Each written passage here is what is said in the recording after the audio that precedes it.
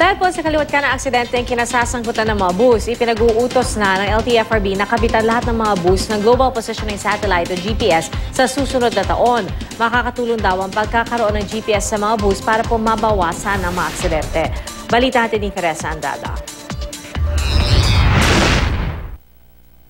Lampas umano sa itinakdang speed limit na 80 km per hour ang tinakbo ng Don Mariano bus nang maaksidente sa Skyway noong December 16. Isa lang ito sa di mabilang na aksidenteng kinasangkutan ng mga bus dahil lagpas sa speed limit ang kanilang tinatakbo. Kaya ang LTFRB muling binuhay ang panukalang maglagay ng GPS o Global Positioning Satellite sa mga bus. Pinag-uusapan natin ang paggamit nga ng teknolohiya na kung saan natin magiging deterrent or magiging talagang isang effective measure within which pwede nating mahuli even without enforcers on the street ang mga paglabag ng mga ganito ng mga drivers at ng mga operators din.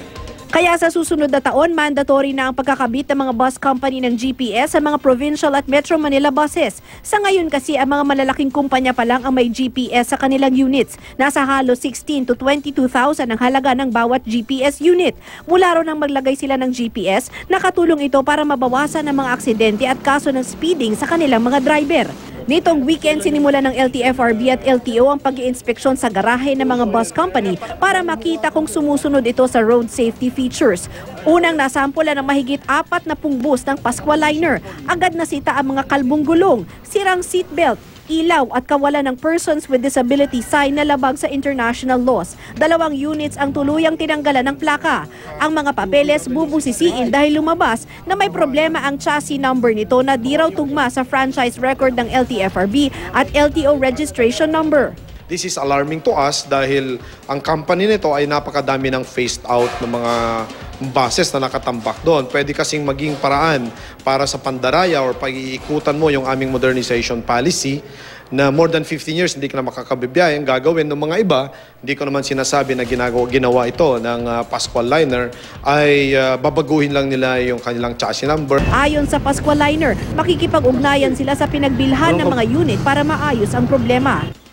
Tuloy naman ang roadworthiness inspection ng LTO sa mga natitirang units ng Don Mariano Bus Transit. Nasa 46 na sa 77 units ng Don Mariano ang dumaan na sa inspeksyon. 31 dito ang pumasa. 15 naman ang bumagsak at kinakailangang bumalik for re-inspection. Dapat fit for operation. Na yung paglabas dito, fit for operation, safe na ng mga pasaheros. Patuloy din ang investigasyon ng LTFRB sa pagkahulog ng bus ng Don Mariano. This time around, sa strike 3 na siya. Under our policy, pag strike 3, that can be a result of revocation.